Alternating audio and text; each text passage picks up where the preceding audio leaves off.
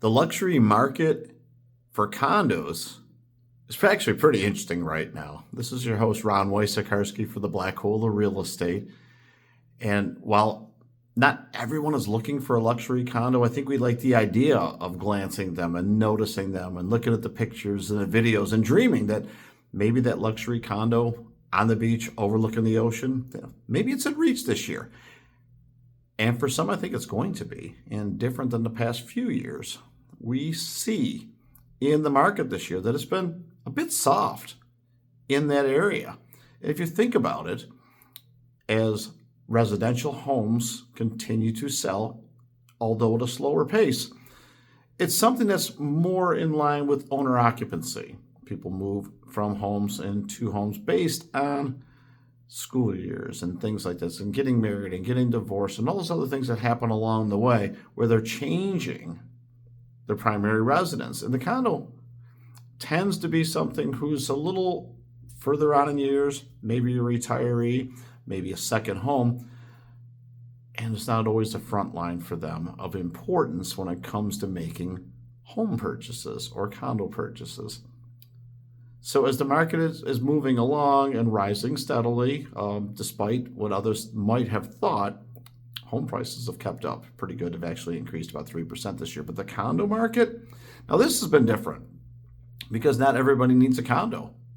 And if you're going to buy one for owner occupancy, I think that's moving along. But second home, it's quieter. And on the investment side as well, because travel is down, the rentals are down.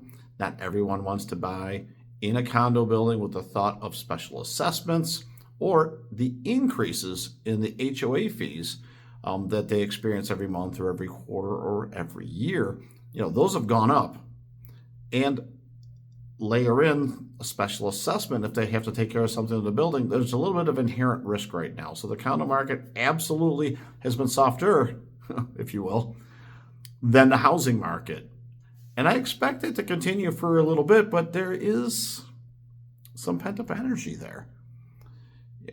We've had a very good year selling condos, and I can speak from this from personal experience, but we haven't sold every single one of them. And that's no different than any other year. There's going to be some properties, whether it's the location, the condition, the price, something maybe a little bit out of alignment where sometimes they just don't sell. It could just be those are all okay, but perhaps the homeowners association risks are just a little more than people want to tolerate. If there's a worry of a SIRS report or a special assessment, that would be it. Or a balcony project where you can't use your balcony for an extended length of time, or maybe the pool is just not available because it's under reconstruction.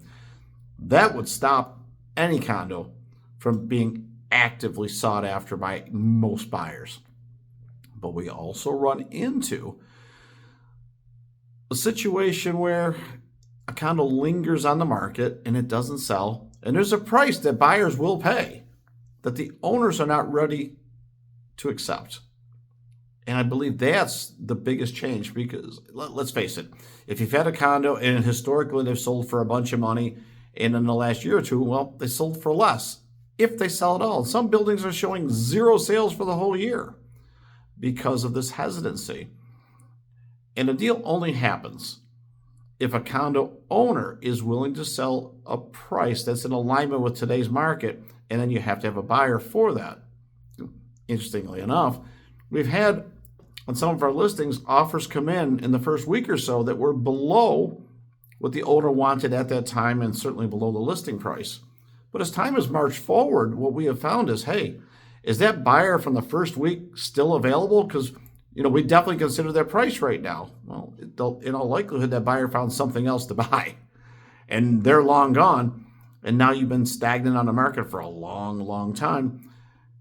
And there are times where we wish we accepted an offer early on because that number becomes a little more accessible and acceptable both over time. See, accessible to your mind space. And if you're listed at, say, $700,000 and the offer comes in at $550 or $600, well, there's a lot of people be offended by that. Maybe they don't make a counter offer. But then as things change, you're more willing to look at any offer after 3 or 6 months. And all of a sudden, a $600,000 offer might be a starting point, or it could be an ending point. Like, hey, listen, we were a little overly optimistic. that offer's out there for 600, we could take that and reallocate that $600,000 into something else. And they have to hope that the buyer is still there for that. So if you're a seller and you're struggling to sell this year, like so many in the condo market, I might have you take a look at your price positioning and ask yourself, is there a price that makes sense in this market today that will give you the cash to reallocate some other place, or take away the monthly fees, take away the risk of special assessments? And then is there a buyer to match that expectation? Hopefully they're still there for you. And for many people, what they're doing is they're taking the condos and repricing them and restaging and remarketing to get some more interest in it, and then go back and call everybody that was in there to see it, or maybe was thinking of looking at it, and try to round them all up one more time to see if they can get an acceptable offer on it that makes sense to the buyer too, because that has to be a piece of the equation. It's got to make sense to the seller. It also has to make sense to the buyer. And it, in a lot of areas, has not happened so far this year. There's still time, because at the end of the year, we know things can absolutely happen, especially it's snowbird season, tax season, as far as closing out December 31st deadlines on either side, where you've got to buy something or sell something for tax purposes. There is a 60-day window where a lot can happen, and I suspect that it will.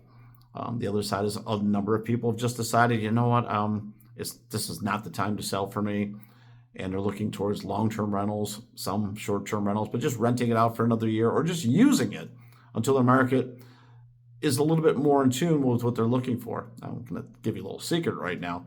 If you're selling your condo right now and you're hoping to buy something, if you're selling it at a price that maybe makes you want to be a little squeamish, there's a chance that you could buy one for a price that might make the other owner, the seller, the one you want to buy, might make them a little squeamish.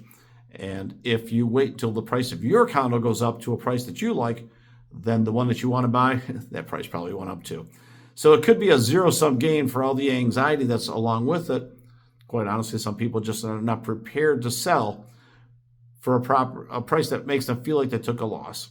And if you had a condo purchase at 500 and maybe you put 100 into it and you got 600 into it, you want all 600 back, but maybe 550 is good enough, because it lets you put that money towards something else, because you got years and years of enjoyment out of it. And there's others like, will just tell you flat to your face, I've never lost a penny on any piece of real estate that I've ever bought. I'm not going to lose a penny today.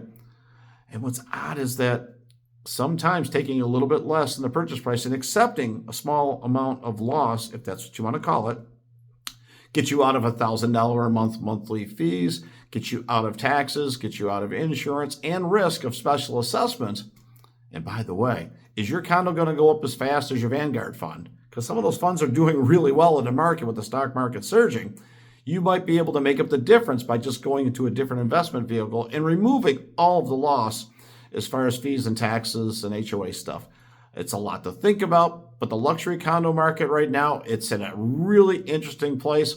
And I suspect that it will start to pick up between now and the end of the year for the reasons I mentioned about tax purposes, but also money's getting cheaper next week. The Fed meeting's going to kick in. And if you're financing, rates will likely be lower at the next Fed meeting, October 28th and 29th, and then again December 9th and 10th. So there is a reason to look on the horizon and say condo sales are likely to pick up between now and the end of the year. So if you're in the luxury market and you're a buyer, it's a really good window of opportunity to maybe get the best possible price. We've been talking about this for years to come.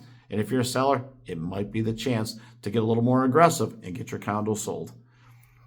Look forward to talking with you guys again about all things real estate. This is your host, Ron Wojciechowski for the Black Hole of Real Estate.